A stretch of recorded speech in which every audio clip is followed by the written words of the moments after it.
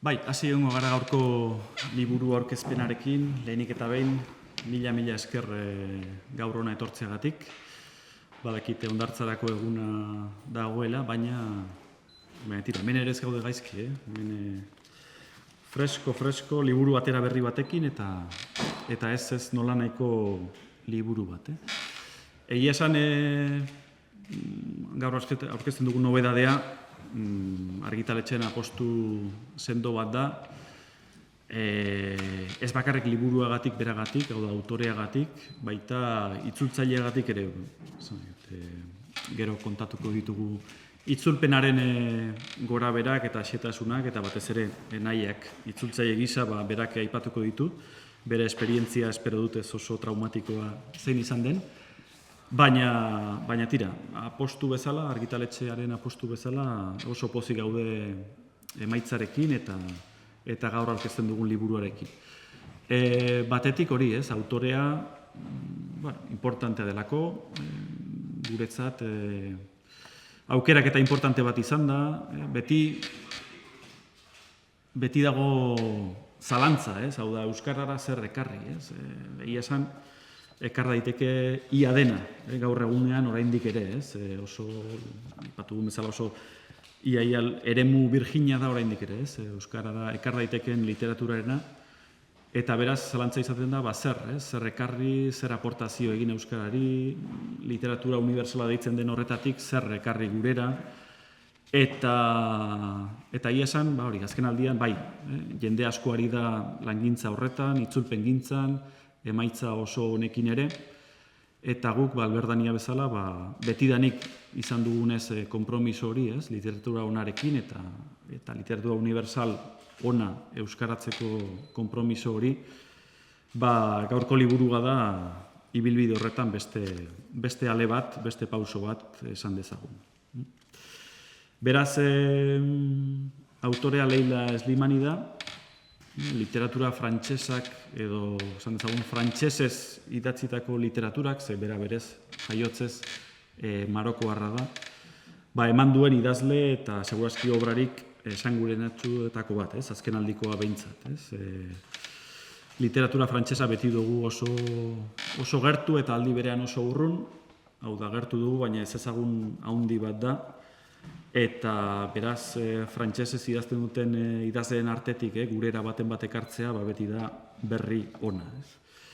Eta kasuetan, Leila Slimani aukeratu dugu, Marokon jaiotako idazlea, 1991, eta bere Kantu leuna izeneko eleberria. Kantu leuna, ez dakit Ruperri egindako keinu bat ere baote den izenburua, baina besterik ez bada Sanson Duz izeneko liburuaren euskarazko itzulpena, Kantu leuna. Liburu hau, autorearen bigarren eleberria izan zena, 2016an argitaratu zen, beraz pasa dira urte batzuk, baina tira, hori ez da arraroa euskaldunun kasuan, beti berandu iristen gara leku guztietara. Eta gainera, liburu honekin irabazi zuen Goncourt sari prestigiotxua, segurazki importanteena, Frantziako letren eremuan. 2019an film bat egin zuten, liburu honetatik abiatuta, eta bai sari horrek, Goncourt sariak eta bai filmak, segurazki lagundu zuten asko liburua eta autorea ere kanonizatzen Frantziako letretan. Egia aurretik bazuela beste eleberri bat, 2014koa, euskarazko itzulpen traketxean, Ogoroaren lorategia deituko genukeena.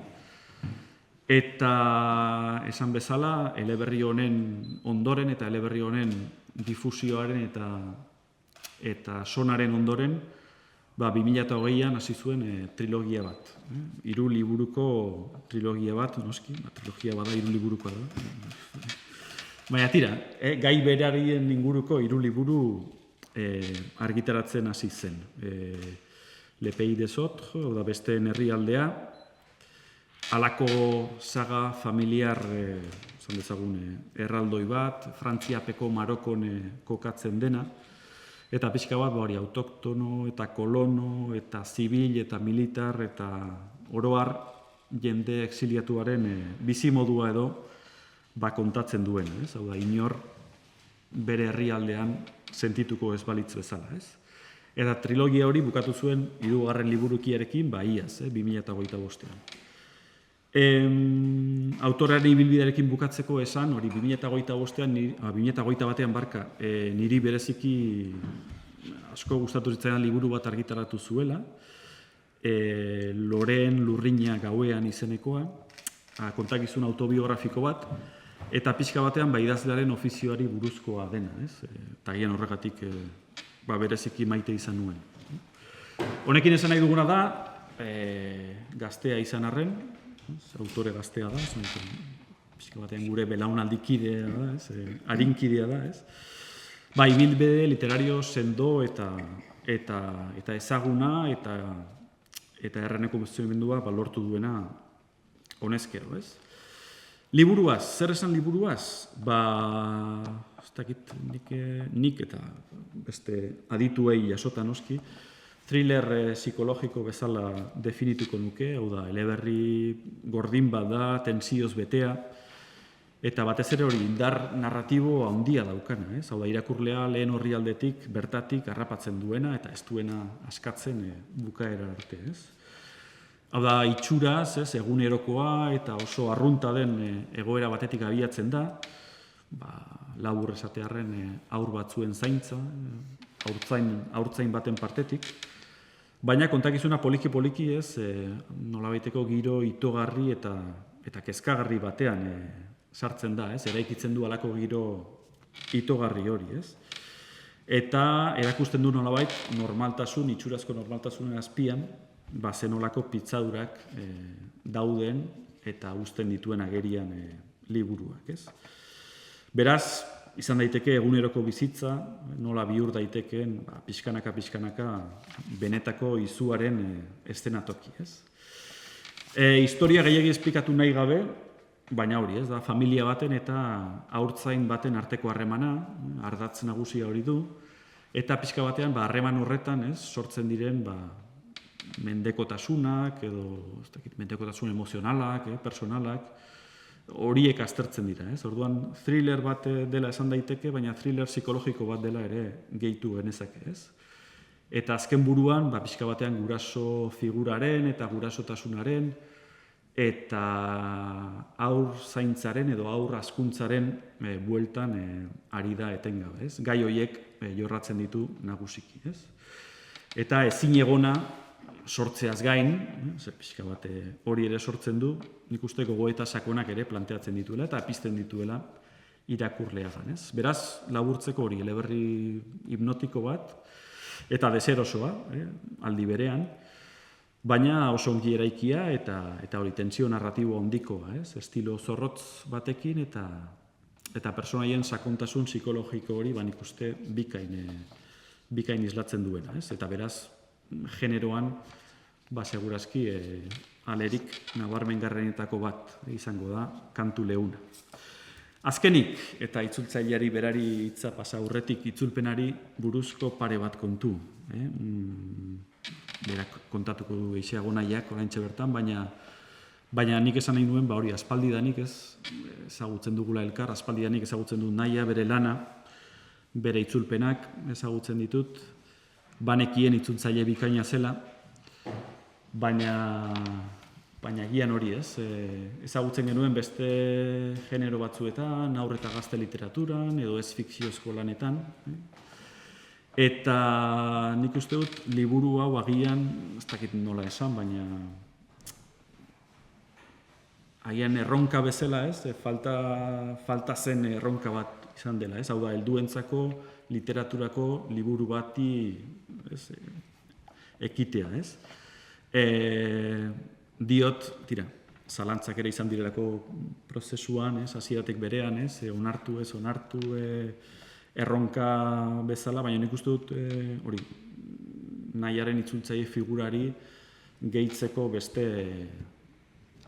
beste mugarri bat izan daitekela, liburu hau, eta nik batez ere desio dut eta espero dut izatea, hori, ibilbide luze baten lehen harria esan dezagun, hau da, helduentzako literatura ere salto egin duzularik, ez dezela etenik izan eta jarrai dezala ibilbide honek eta etor daitezela beste itzulpen gehiago, Egia esan, zalantzak eta aipatu ditugu, baina konfiantza erabatekoa zen, bere lana ezagutzen genuelako, eta bagenekielako bikain egingo zuela, eta emaitza benetan da bikaina, zen nahi dute irakurle bezala, eta hau berari ere esan diot, aspaldi da, ez nuela inbeste gozatzen euskarazko testu narratibo batekin. Hau da, tendentzia orokorra da, pixka bat, nik uste dut, gero eta homogenizatzailea, hau da, euskarazko testuak gero eta antzekoagoak dira, gero eta planteamendu estetiko eta hizkuntza aldetiko antzekoagoak aurkezten dituzte, eta orduan nahiaren itzulpen hau, nik uste dut, zentzu horretan pixka bat aldentzen dela, estandar horietatik, baina aldentzen dela onerako. Hau da, proposamen bezala, proposamen diferentea eta erakargarria dela. Eta ez banauzu ezinesten, eta normala da, ezinestea editoreari, mesedez liburua hartu eta begiratu hasi irakurtzen, besterik ez bada, eta ikusiko duzuen nola testuak berak eramaten zaituzten, kasu horretan barka irudiaren errazkeria, baina kantu lehun batek bezala eramaten zaituzte historian barrena, ez? Beraz, zorionak nahia itzultzaile bezala egin duzun lanarengatik, plazera izan da, zurekin lan egin ezatea. Eskerrak eman nahiko nizkioke ere, Ibon Plazaola gure kideari, testuarekin egin duen lanagatik, orrazketa eta lanagatik, benetan nik uste dut azken emaitza borobiltzen lagundu duela. Eta tira, itzultzaile bikain batekin, zuzentzaile bikain batekin eta liburu bikain batekin, emaitza noski bikaina dela esango nuke. Eta onaino iritsita nahiari hitza pasatzea besterik ez geratzen, eskerrak ematea berari guan konfiantza jartzeagatik, eta berriz ere zuei etorri izanagatik eta liburu atentzioz jasotzeagatik. Beraz, nahi duzunean. Ez konfiantzaren eskerrak nik eman behar dizkizut, egia da nik elebegirik enuela sekulan itzuli, badu 20 urte itzultzailea naizela, eta uste dut Gasteizen ikasketak bukatu aintzin ere, izan nuela lehen elebegi itzulpen proposamena eta iritu zitzaidan erokeria. Eta geroztik ere proposamen batzuk izan ditut, eta beti beldur gehiegi eman didate, eta beraz ez ditut sekula onartu, eta hor pentsatu dut behar bazela garaia ere 20 urteren buruan entxeatzeko, jakinez gainera liburua irakurria nuela, maitatu nuela momentuan. Itzultzen hasi aintzin iruditu zitzaidan idazkera etzela intzaila ere, gero sartzen zarelarik besterik da, baina eta beraz hori bai, lehen reakzioa duda izan zen, baina senditu nuen zinez aritzen partetik eta horieken partetik konfiantza handia, eta nonbait horrek ere animatzen zaitu. Eta gero, beraz, hasi aintzin izan nuen lehen duda, funtsezko duda, zuk aipatu duzuna da, behar estilo, euskararen beraren kontua, noski, ez dut maite, ezin dugu egan badela hegoaldeko euskara bat eta iparraldekoa, baina batzutan mustatxa ala bigote, banana ala platano, batzutan hautatu behar da. Eta orduan, nuen pixkat beldu hori nik banakien olako, lehen aldiko hasiko nintzela hain lan luze batean, eta beraz luzaz lan egiteko eta plazer hori hartzeko behar nuela niretzat baldintza zen nire euskaran idatzia alizatea, eta hori segidan onartu zuen aritzek ere, jakinez jatorrizkoa frantsesez dela, bazuela nunbait logika bazuela ere iparraldeko maneran edo bintzat basena Bartar Lapurteraz idatzia izan dadin. Eta beraz, izan nuen duda ala ere, jakinez irakurle gehienak ez badira denak hegoaldekoak izanen direla, nintzen, pixkat janeko aintzinetik barkamena eskatzen bezala, eta ikuspegia aldatu nuen artezea. Azken batean, pentsatzeu zu, ez da, nik Bizkaiera entzuten dudalarik, kantuetan edo irakurtzen dudalarik, edo plaze handia ematen dit, eta orduan behar bada ikusi behar zela beste manera hortara, pentsatuz, behar bada, justuki, beste maiz ikusten ez duten euskara bat irakurtzeko aukera ere ematen alzaie, behar bada irakurlei, eta hola hasi nintzen, beraz.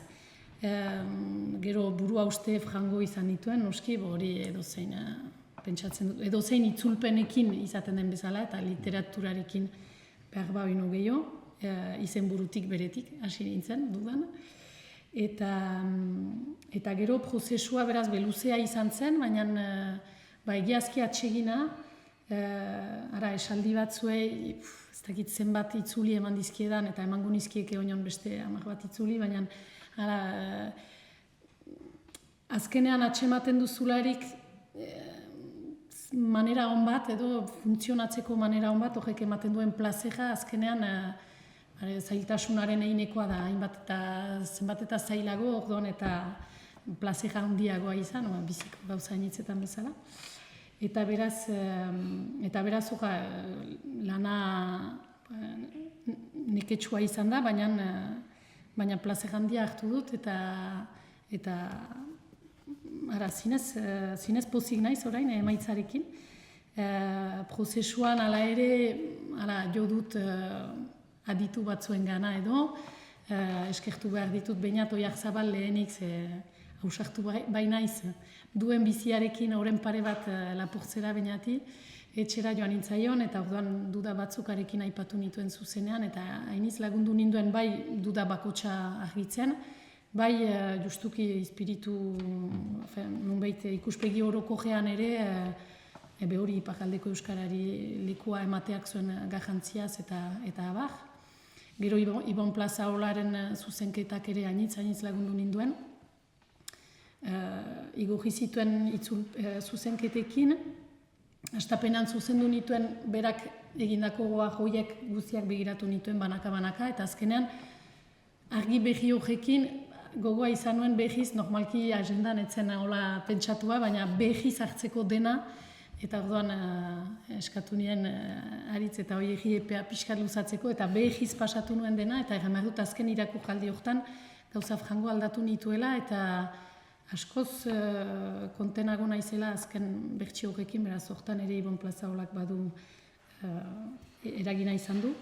Eta gero Gasteizko fakultatean Bego Montorio izan nuen irakasle, eta haren gana jo dut ere, naiz ausartu soberan ardatzera, baina lehen paragrafoak eman dizkidan burua usteekin airitzen ezin atera hortik, eta hari ere iritziak galdegin nion, eta berak proposamen bat egin zidan, ejanez berak duen betiko fineziarekin ejan zidan, oaxak nik beti pozik hartzen ditut, izan dain onartzeko, proposamenak onartzeko, edo nik uste nuena baieztatzeko, indar gehiagorekin emateko, edo batzutan 3. proposamen bat ere ateratzeko.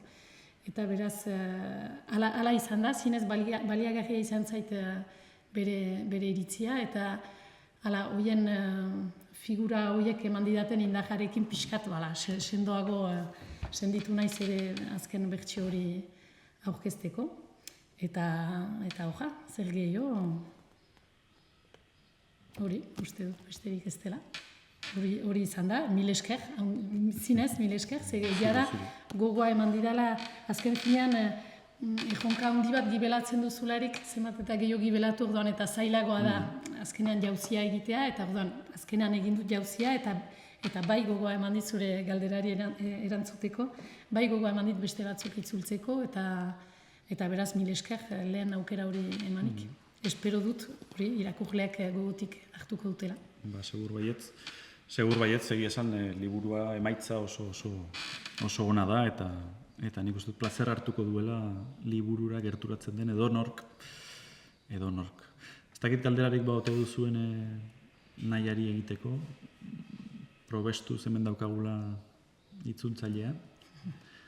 Bestela nik hori ohar komentario txiki bat gehitu nahi nion berak esandakoari, eta da bai, arrazoi guztia duzu, nik gogoan daukat hori noiz eman zenuen baiezkoa, eta izan zen hain justu hori, ez? Zure euskaran itzuli ahal izango zenuela, nolabait erabaki zenean, edo hala adostu genuenean, edo bueno, zen adostu berrik izan ere, galdera pausatu eta baiezkoa berehalakoa izan zen, baina Baina diot, nik uste momentu horretan ikusi zenuela bai, egingo dut, ez? Bai. Bai. Nahiak dioenean bere euskara, ez dezagun pentsa bere etxeko sukaldeko euskaran hitz egiten den euskaran ekarri duela liburua, baizik eta hau da 21. Mendeko persona bat da, itzultzaile bat, eta beraz, noski euskara batua dauka liburuak ere oinarri hori, ez dago esan beharrik ere, ez? Baina egia da baduela kolore bat, berak eman dion kolore hori, ez? Batzutan ez da hitza, da ujenkera edo ohitura desberdinak, nonbait gauzak adierazteko. Hori da. Ez dutenak bat ere zailtzen diot irakurketa, ez eta hegoaldeko irakurle bati ere, eta aldiz ematen diotenak beste grazia bat, segurazki agian literaturan, ez dakit, lapurtera klasikoaren zale garen ontzat agian errazagoa da, baina diot irakurle orokorraren ere nik uste atsegin handia emango diola, zuk lortu duzun prosa horrek euskaraz, ez? Beraz alde horretatik argitaletxe bezala ere lasai gaude, ez nahi dute ez dugu galerarik izango diote hizkuntza aukeraketa horregatik, kontrara, ez? Nik uste irakurleak gehi ditzazkiogula liburuari, eta oso ez bakarrik lasai, baizik eta konten ere bagaude, ez? Egin ditugun aukeraketa guztiengatik, ez? Eta ez dakit, hemen egia da ez dagoela ohiturarik, hemen Euskal Herrian liburu aurkezpenetan liburu pasarteak irakurtzeko, hori badakit Estatu Batuetan eta Alemanian eta hori egiten dutela, ez? Hemen ere bai, hau da, autoreak edo itzultzaileak edo irakurtzen du liburaren pasarte bat, ez?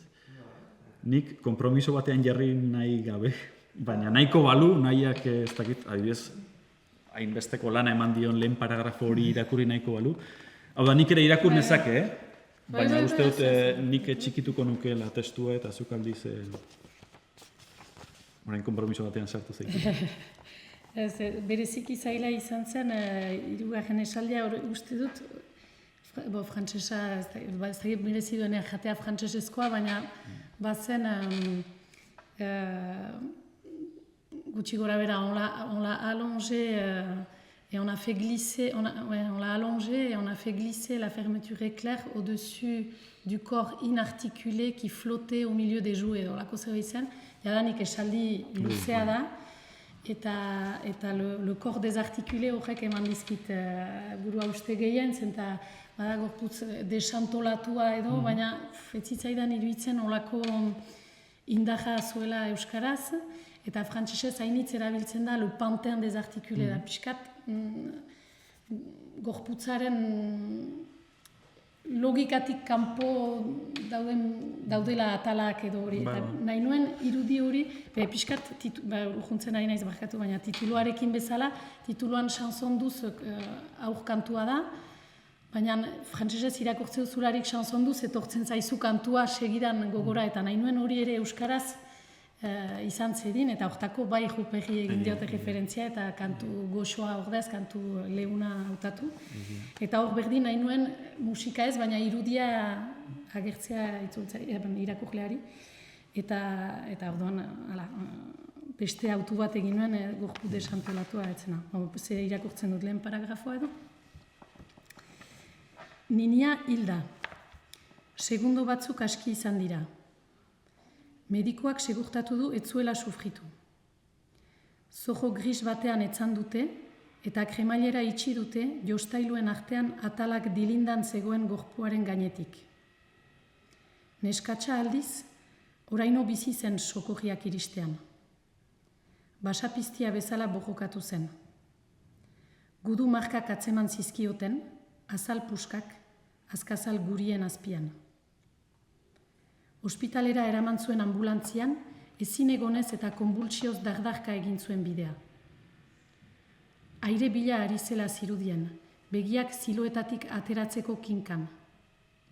Zintzuja odolez betea zuen, birikak zilatuak, eta buruaz komoda urdina bortizki jo zuela ageri zen. Xamurra, Hasi da bezala alaia. Eta hori ere egia da erronka izan dela, liburu horren berezitasuna da, iruditzen zait, alde batetik hain gertakari latzak eta idazkera kasik hotz edo deskriptibo edo aski kliniko hori, eta hori ere iruditu zait interesgarria entzultzeko tenorean. Proposamen estetiko bezala, ez? Proposamen literario bezala oso interesgarria. Bai. Eta euskaraz bikain entzuten dena, beraz, ez baduzue galderarik, ez baduzue gehitzeko ezer nahia, ez dakite... Hemen, ez duzu besterik, bikain, hemen amai dezakegu gaurko liburu artezpena, eta hori, nahiak beste itzulpenen bat egiten eskaintzen digun arte, oparitzen digun arte, ondo izan, eta mila esker guztioi, beste bat arte.